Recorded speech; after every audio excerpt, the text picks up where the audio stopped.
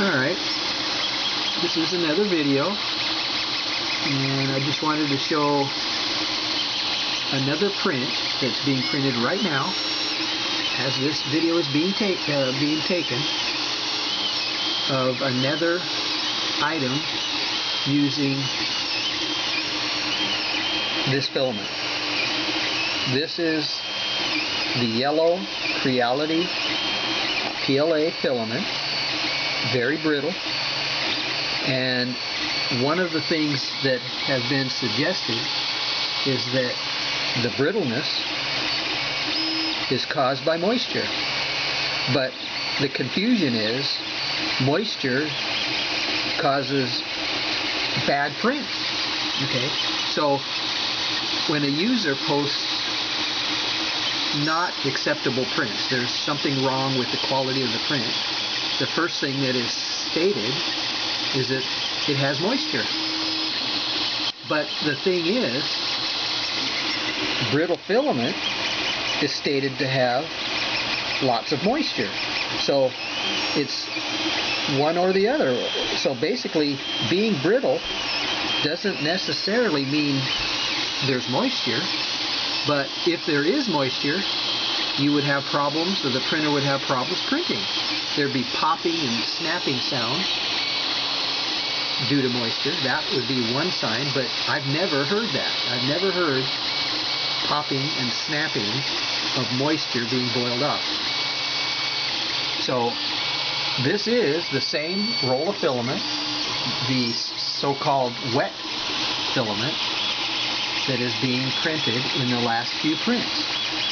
So the quality's still there. So it can't be wet, but yet it's brittle. So it's possible brittleness doesn't designate moisture. I mean, not to say that it can't happen, but what I'm saying is if it's brittle, which it is, it can't be caused by moisture, because it wouldn't be printing the quality that you see here and the quality that I did earlier. Okay, this is done earlier. This was like at the beginning. This was done the next print shortly afterwards. Okay, no sign of moisture. This was done after this one,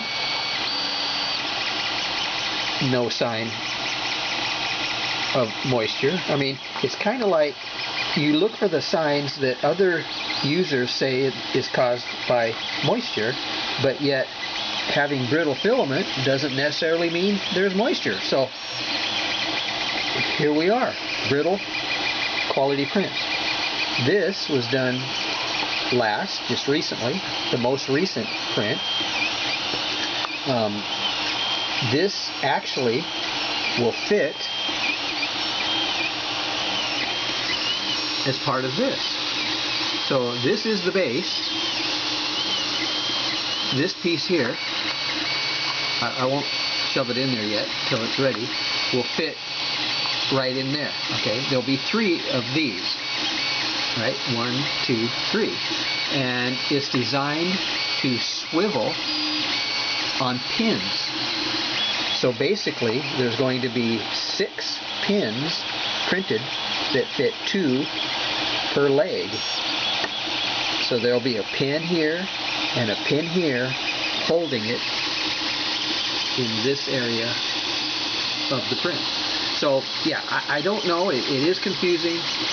You get, these comments that it's got to be moisture is the problem because of brittleness. But then again, if you have bad prints, moisture is the problem. So I don't know. So all I know is that this filament is brittle.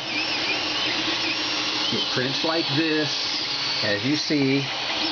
So no moisture.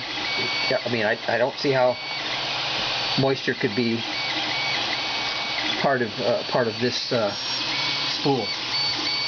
All right, because I don't even see how this could get moisture, because it's not even in a location that sucks in moisture. There is no moisture in the air where this roll is, or where it's kept. Okay, so again, what can you say? It's just an issue. And users are always saying, oh, if it's a bad print, there's going to be moisture, you got to put it in a dehydrator. But I think if you put it in a dehydrator, all it really does is heat up the filament, for several hours. And it really only heats the outer surface of this spool. It doesn't get way in there, deep into the spool. It just heats up this spool. Okay, but if you allow it to cool down back to its original room temperature where it started, it's going to be brittle again.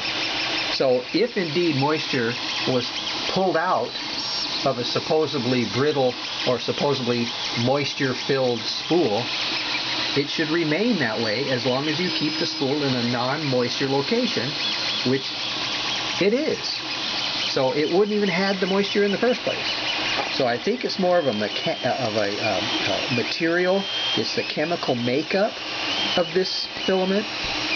And in fact, this filament is printing at 185. That's like the bare minimum that a roll of PLA should be printed at. Because anything under 185, the printer will shut down the extruder. It's a safety feature. You can also see there that the bed is at 0 set point. It's at room temperature. So I don't even have to heat the bed. I never have on my 3D printer, on any of my printers. It's just not required. It's a thing of the past, really. So I print in this fashion right here, as I always do. All my videos prove that. So this will be finished here in about 17 minutes. There's no issue with the print. You can see for yourself. I'm not just saying it. You can see it visually printing right now with brittle filament that has been stated brittleness causes moisture. But moisture in filament won't print. So I don't know. So it's obvious there's no moisture in the filament. That's one thing. So who knows what's causing the brittleness? It's the chemical makeup. All right. Happy printing.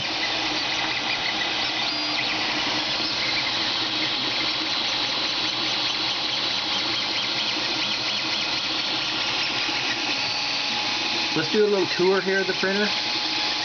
Plastic extruder body.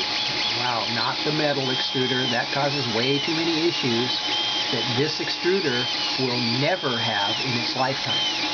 So, issues that the metal extruder has, or it will have, because you have to mess with E-steps. This you don't. It's just remove and replace. All right.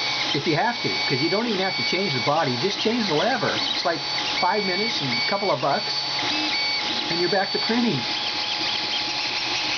The white Bogey tooth is never going to be the blue one.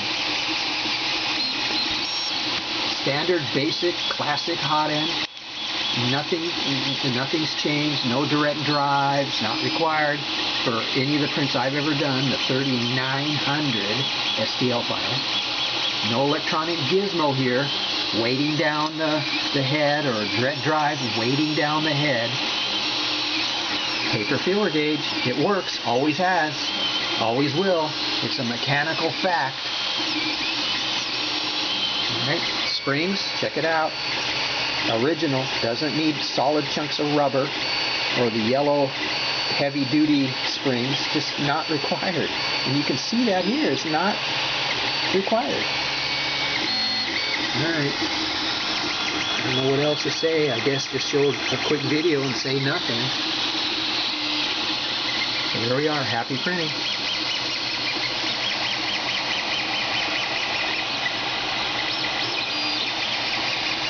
Oh yeah, E-steps on this, 93.